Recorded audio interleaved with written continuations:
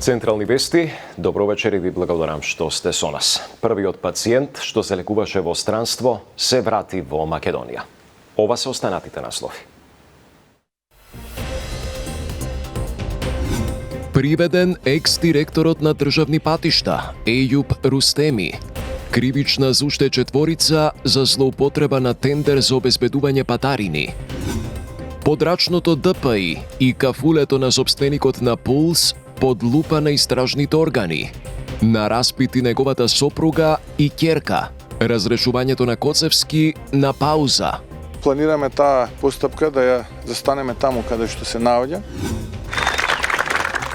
Овации и прегратки за херојот кој безпоштедно спасуваше животи од кабарето на смртта. Ке добие одликување од претседателката Силјановска. Речиси 500 градежни компании остануваат без лиценци. Угостителите пак за лиценца ќе мора прво да добијат зелено светло од пазарен. Македонски државјанин повреден во напад врз објект на Обединетите нации во Газа. The point is that the Israelis knew exactly where this UN facility was. Израел негира.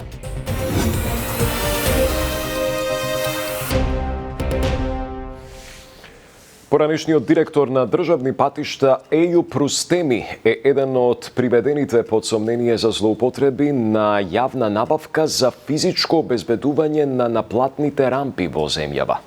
Кривична пријава е поднесена за уште 4 лица, вклучително и за сопственикот на фирмата, која што требало да обезбедува 24/7, а работела само една смена.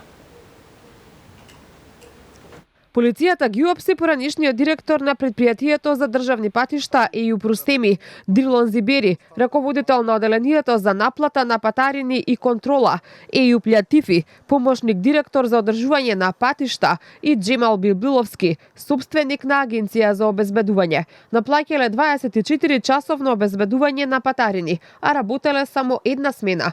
Со тоа го оштетиле буџетот на јавното предпријатие за околу 800.000 евра. Пред 3 години газдата на агенцијата за обезбедување добил државен тендер за да ги обезбедува патарините 24 часа на ден, но вршел само делумно обезбедување, односно во прва смена, а наплатувале како за цел ден. Надлежните знаеле, но не контролирале. Со тоа дозволиле да се уштети буџетот. Обвинителството отвори истрага и побара притвор за првоосомничениот. Оттаму велат дека и тогашниот директор на јавното предпријатие, иако бил должен да контролира дали договорот е спроведен во целост, го пропуштил должниот надзор. Ниту раководителите на оделението за наплата на патарини и контрола не вршеле контроли. Двајца осомничени раководители на оделение за наплата на патарини и контрола исто така имале задолжение да го следат договорот и неговото исполнување, да вршат контрола во извршувањето, одобрување на работни налози за извршување на услугата, испратници, следење на квалитетот на извршените услуги и проверка на доспеаните фактури, како и да изготвуваат извештаи дали договорот е целосно реализиран. Таквите контроли не ги вршеле во целост и иако знаеле дека обезбедувањето се извршува само делумно, најчесто во прва смена, ги потпишувале барањата за одобрение за плаќања, велат од ОЈО. МВР поднесе кривична пријава против осомничените. Тогашниот директор на јавното предпријатие бил должен да се грижи за законитоста во работата и примената на прописите, статутот и другите акти, како и да врши контрола дали извршувањето на договорот за јавна набавка е во согласност со условите, но не ја извршил таа должност и го пропуштил должниот надзор над носителот на јавната набавка, иако знаел дека физичкото обезбедување се врши само делумно. Јавниот обвинител до Основниот кривичен суд Скопје достави предлог за определување мерка притвор против првиот осомничен, сопственикот на агенцијата за обезбедување, додека за останатите се предложени мерки за предпазливост.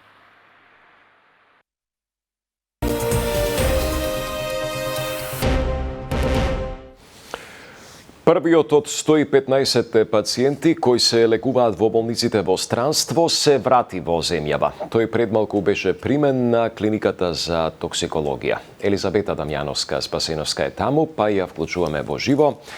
Бети да чуеме детали каде досега се лекуваше пациентот и во каква здравствена состојба е во моментов.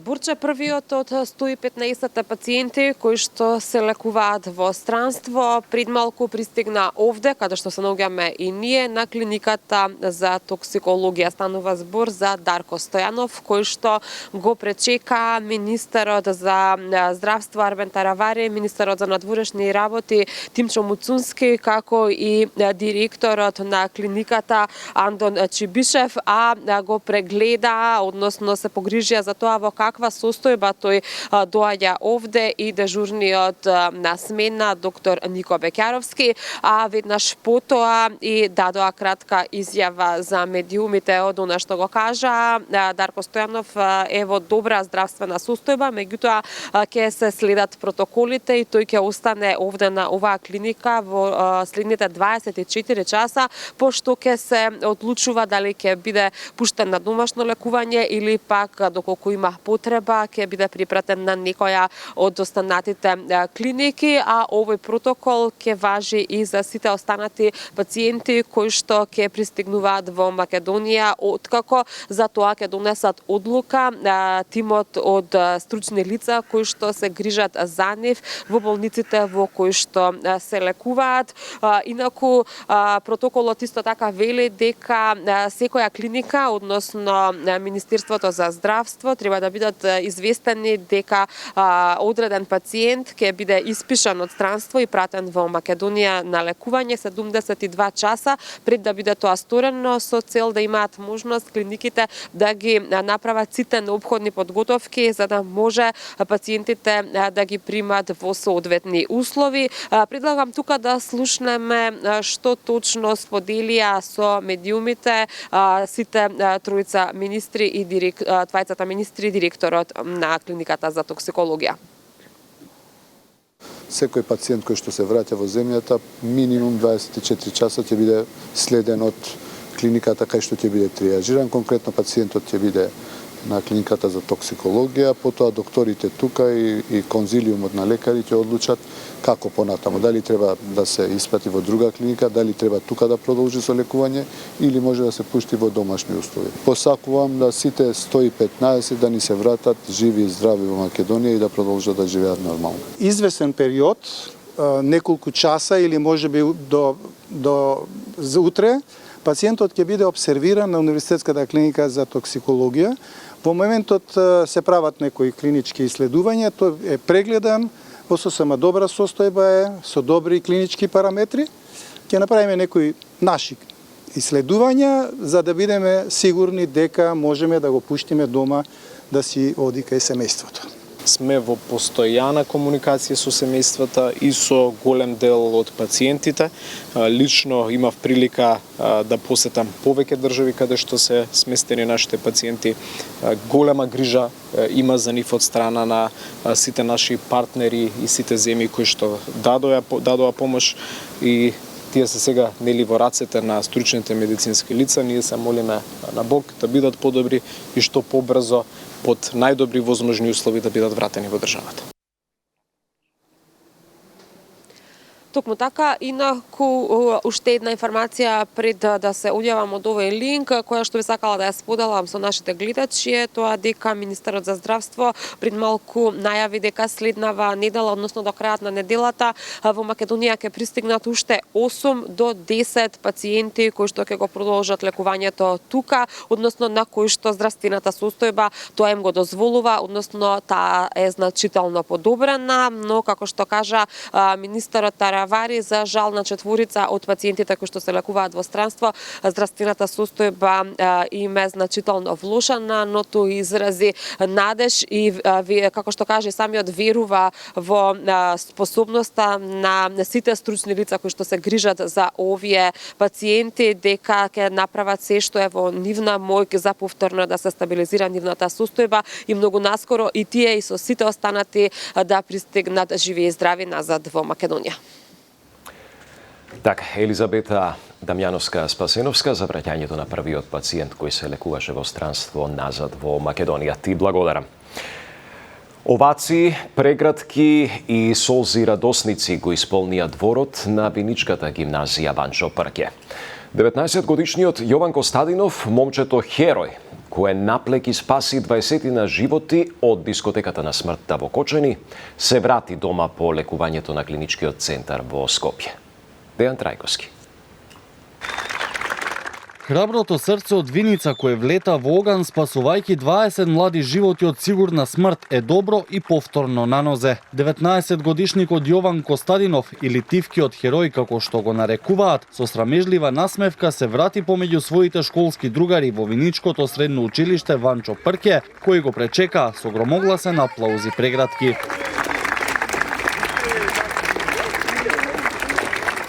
Јован на кобната ноќ во Кочани, кога во паника и опасност присутните бараа излез од огнот која голташе дискотеката, ја намокрил својата маичка, ја врзал преку устата и носот и почнал со својата спасувачка мисија несебично и непоколебливо, додека се околу него било во пламен. Јован, свака ти час.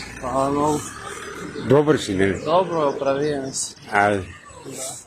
Неговата добра здравствена состојба предизвика олеснителна воздишка кај целата држава, чии молитви се за побрзо оздравување на Јован и на сите повредени, а по неговиот отпуст од болница со своја порака на восхит кон 19 годишникот, преку социјалните мрежи се огласи и министерот за здравство Арбен Таравари.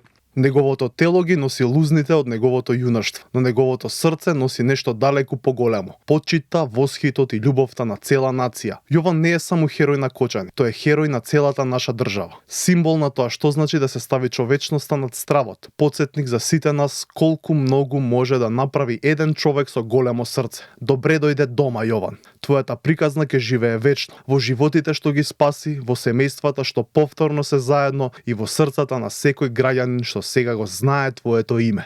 Напиша Таравари на Фејсбук. Меѓу негласните пораки по херојскиот чин на Јован се оние дека момчето треба да биде одликувано од страна на државниот врв. Додека беше хоспитализиран на клиниката за токсикологија, го посети и председателката Гордана Силјановска-Давкова, од чиј кабинет за Канал 5 потврдија дека 19 годишникот ќе добие и официјално признание за своето дело. Неговиот татко пак во краток разговор ни посочи дека Јован е повикан и на општинско ниво да му се изрази благодарност. Да, председателката Силјановска-Давкова смета дека оние кои покажале херојско однесување за време на трагедијата во Кочани, а особено младите, заслужуваат признание. Пред неколку дена нему јавно му се заблагодари и мајка на едно од децата што ги спасил. Порача дека со спасувањето на животот на нејзиниот син го добила најубавиот подарок од Јован, за кој вели за секогаш ќе биде во нејзиното срце и молитви. Продолжуваат претресите во Кочани. Овој пат таргет се кафе-барот на собственикот на дискотеката и подрачната единица на државниот пазарен инспекторат. Неофицијално во полициска станица на Распит се повикани неговата сопруга и ќерката. Од обвинителството информираат дека претреси се вршат и во Скопје. Михајло Видимлиски има повеќе. Сопругата и ќерката на собственикот на дискотеката Пулс во Кочани Дејан Јованов Деко, според неофицијални информации на Канал 5 од вчера вечер се спроведени во полициска станица. Тие се дел од повиканите со кои извршен распит како лица кои би можеле да имаат определени сознанија. А според информациите, ќерката на Јованов е повикана бидејќи лани ја зела фалсификуваната лиценца од Министерството за економија. Од обвинителството засега не откриваат повеќе детали околу тоа дали ќе бидат опфатени во истрагата. Доколку има нови приведени, вела дека ќе известат. Потврдуваа дека од вчера и денеска се вршат претреси на повеќе локации за обезбедување докази во истрагата за пожарот во дискотеката во Кочани. Истражители на обвинителството и МВР влегле во кафе-барот Класик, кој беше демолиран ден по пожарот, а кој е во сопственост на Дејан Јованов Деко. Претреси се извршени и во подрачната единица на државниот пазарен инспекторат во Кочани. Извршени се претреси на 5 локации во Кочани и Скопје, при кои се одземени дополнителни електронски уреди и други докази, за кои се издадени наредби за вештачење. Извршени се и распити на лица кои би можеле да имаат определени сознанија. Во текот на денот, јавното обвинителство ќе издаде наредби до Управата за финансиска полиција за преземање определени дејствија поврзани со материјалното работење на повеќе правни субјекти, осумничените и други лица. Велат од обвинителството. Во истрагата која ја отворија, опфатени се 27 физички и 3 правни лица. Меѓу нив е и Дејан Јованов Деко, екс-министерот Крешник Бектеши и поранешни директори на Државниот пазарен инспекторат. Осомничени се за тешки дела против општата сигурност. Сите се во притвор, освен двајцата членови на бендот ДНК и управителот на фирмата која раководела со дискотеката, кои се уште се на лекување. Посебна истрага со 7 осомничени командири, началници и други службеници води обвинителството за гонење на организиран криминал и корупција, за кој исто така е определен притвор. Разрешувањето на државниот обвинител Љупчо Коцевски на пауза. Премиерот Мицкоски соопшти дека постапката ќе биде запрена за да им се даде шанса на обвинителите ангажирани на случајот со Кочани. Постапката за разрешување на Коцевски беше иницирана во февруари токму од владата, а точката е утре ставена на дневен ред пред Советот на јавните обвинители. Ивана Стојановска. Владата ќе стопира постапката за разрешување на државниот јавен обвинител Љупчо Коцевски поради чувствителната состојба во општеството по трагедијата во Кочани. Според премиерот Мицкоски треба да им се даде простор на обвинителите кои работат на случајот со пожарот во Кочани да ја завршат постапката, но и шанса на јавното обвинителство да ги преразгледа случаите за модуларната во Тетово и за несреќата кај Ласкарци и да провери дали имало селективна правда. Мицкоски е задоволен од досегашната заедничка акција на МВР и обвинителството за случајот во Кочани, во која се приведени 34 лица, а истрагата ја предводи токму Коцевски. Во овој момент, имајќи предвид чувствителната ситуација во општеството, планираме таа постапка да ја застанеме таму каде што се наоѓа, но исто така јавноста е чувствителна и на некои случаи од минатото, кои што ќе треба сега да видиме, да почекаме јавното обвинителство дали има амбиција и тука да констатира некои неправилности од минатото и дали би можело, можеби, повторно тие случаи да ги преразгледа, па да видиме дали навистина сме сите за правда или таа правда треба да биде селективна. Да видиме дали навистина таа правда некогаш е добиена или таа правда била селективна. Премиерот најави дека секој за кој постои основано сомнение дека на било кој начин е поврзан со трагедијата во Кочани ќе одговара, без разлика на функцијата што ја извршува.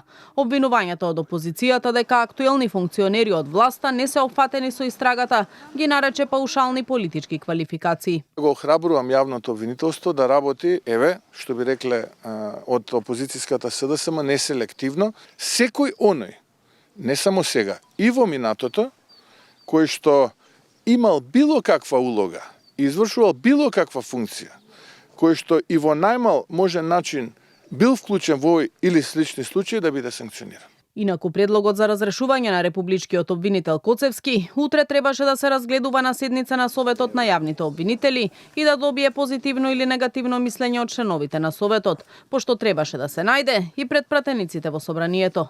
Седницата првично беше закажана за минатиот вторник, но беше одложена поради трагедијата во Кочани и деновите на жалост. Трагедијата во Кочани и натаму ги бранува политичките партии. СДСМ обвинува за селективна правда. Од ВМРО ДПМН е дека трагедијата се користи за политичка пресметка, а за ДУИ истрагата била политички прогон. Реакциите ги пренесува Јана Јосиповска. Власта и опозицијата продолжуваат со меѓусебните прозивки за трагедијата во Кочани. Опозицијската СДСМ бара од власта неселективно одговорност за сите поранешни, но и сегашни функционери и службеници и прашуваат зошто актуелниот директор на Државниот пазарен инспекторат не е уфатен со истрагата. Од ВМРО ДПМН е со одговор дека СДСМ повторно ја користи трагедијата за политичка пресметка, но надлежните продолжуваат со напорна работа и истраги без оглед на политичка или етничка припадност.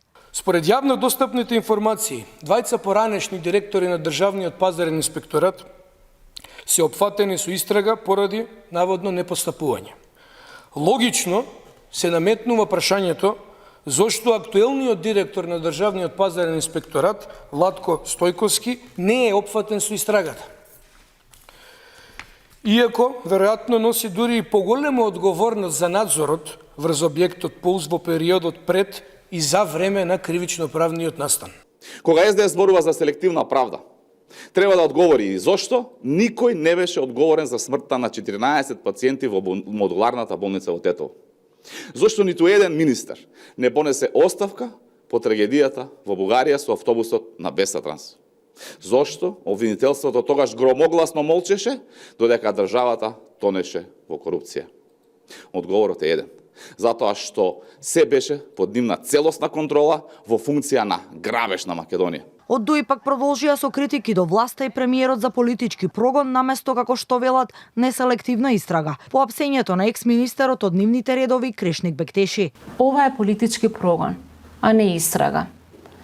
Наместо да се соочи со прашањето како објектот работел цела година со фалсификувана лиценца, препон со малолетници, со пиротехника и без дозвола, власта апси поранеше министер, кој одамна нема надлежност само затоа што не се нивни. Во држава, каде што целото општество е во тага, премиерот на јавна сцена демонстрира вулгарни закани, влечење за уши и нарачува апсење пред камера. Наместо да се извинат и да помогнат, се обидуваат да го политизираат и етнизираат случајот. Им одговори премиерот Мицкоски на интегративците, кој изрази жалење што ДУИ не излегла од матрицата, која што ја гледаме повеќе од 20 години. Наместо да изрази сочувство, човечки, и да се вклучи во истрагата и да помогне, тие се обидува овој случај да го политизираат и етнизираат, односно да се обедат на глодарски начин некаков политички поен да добијат на несреќата на овие невини жртви. Јас само можам да кажам дека им служи на чест, а ние како влада ќе продолжиме и понатаму да се грижиме и да се бориме против ваквото девијантно однесување и сега доколку го има, но и исто така ќе претресеме се и ќе извадиме се на виделина за тоа што се случувало во минатото. Во одбрана на Бектеши јавно застана и неговиот сопартиец и поранешен шеф на дипломатијата Бујар Османи, кој на социјалните мрежи напиша дека тоа е политички затвореник и како што вели, редок случај каде албанците и македонците се согласуваат за неправдата што му се прави. Неодамна на социјалните мрежи се огласи и сопругата на Бектеши, со порака дека нејзиниот сопруг ниту бил причина за пожарот, ниту бил на должност во моментот кога се случила трагедијата. Проверката на минималните технички услови за работа ќе се врши пред издавање на лиценцата. Министерот за економија Дурмиши ги најави измените на Законот за угостителска дејност. Вице-премиерот и министер за транспорт Николовски пак соопшти дека од над 3000 контроли во делот на градежното работење ќе бидат одземени 479 лиценци. Министерството ја објави и листата на правните субјекти. Сандра Спасовска. Прво ќе се проверуваат минимум техничките услови, па потоа ќе се издава лиценца за работа на угостителските објекти. Министерството за економија по трагедијата во Кочани најави измени и дополнување на Законот за угостителска дејност. Ресорниот министер Бисер Дурмиши вели не чувствува одговорност за несреќата во дискотеката Пулс, која работела со фалсификат лиценца. Според него, Министерството за економија не е надлежно, ниту вели има механизми за проверка дали некој има лиценца или не. Според него, одговорноста треба да се бара во институциите кои се надлежни за спроведување контроли. Дурмиши вели законот мора да се почитува и секој кој погрешил мора да одговара.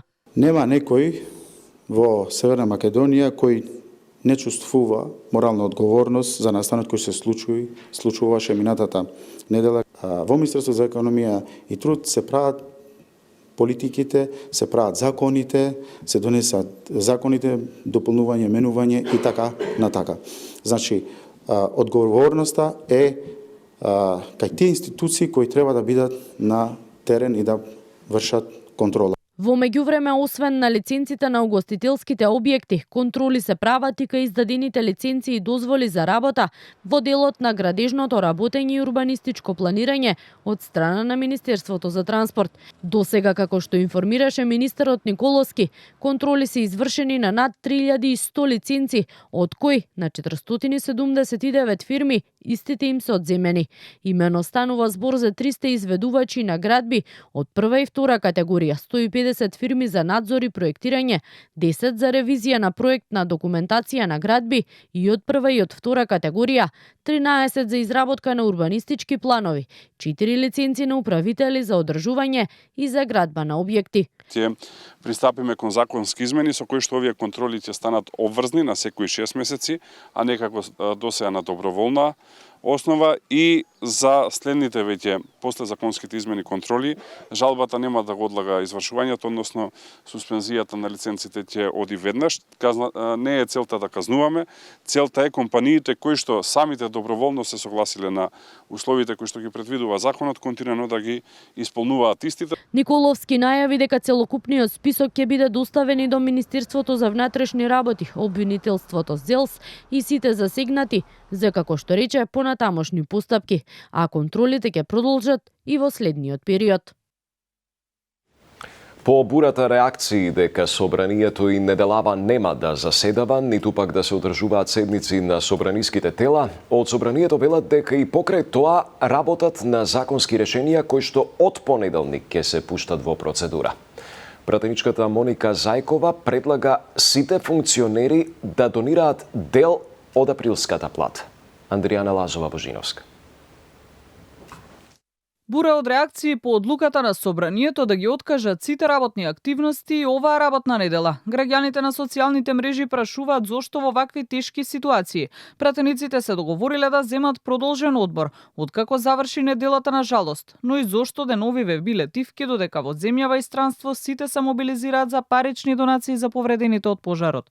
Во однос на откажаните седници на собранието, официјалното образложение од кабинетот на спикерот Гаши е дека тоа е консензуална одлука од понеделничката координација меѓу ВМРО, ДПМН, СДСМ, Вреди, Знами, Левица, кои се согласиле дека треба да се откаже неделната агенда, имајќи ги предвид чувствата на граѓаните по трагедијата во Кочани. Уверуваа дека во меѓувреме пратениците работеле на нови закони, но и секојдневно одржувале средби на терен со граѓани во пратеничките канцеларии, вклучително и во Кочани. Пратеничката и председателка на ЛДП Моника Зајкова најави дека ќе поднесе иницијатива до собранието. Не само пратениците, туку сите избрани и именувани функционери да донираат половина од своите априлски плати. Како еден колективен чин да го ставиме на страна личниот чин на хуманост и човечност или личниот пиар, но како еден колективно да подигнеме свеста и сите избрани именувани лица за тоа што во оваа држава има многу луѓе кои што земаат енормно високи паушали, има многу луѓе кои што се на функции, има многу луѓе кои што можат во овој момент да помогнат за рехабилитација на семејствата кои што се погодени. Канал 5 побара одговор од најголемите пратенички групи. Од ВМРО, ДПМН и СДСМ уверуваа дека сите нивни пратеници донирале уште минатата недела. Од Европскиот фронт предводен од Дуи тоа ќе го стореле деновиве, а од Вреди не добивме став. Координаторите велат дека парите ги уплатиле на официјалната сметка на Црвениот крст, но никој не открива по колкава сума издвоиле за настраданите.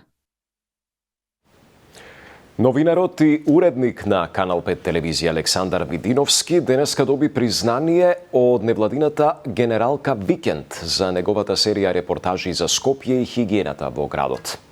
Од организацијата велат дека оваа благодарница е поради огромниот придонес на Видиновски за подигнување на јавната свест кај граѓаните и институциите, дека грижата за животната средина и општата хигиена е директно поврзана со многу аспекти од нашето живење.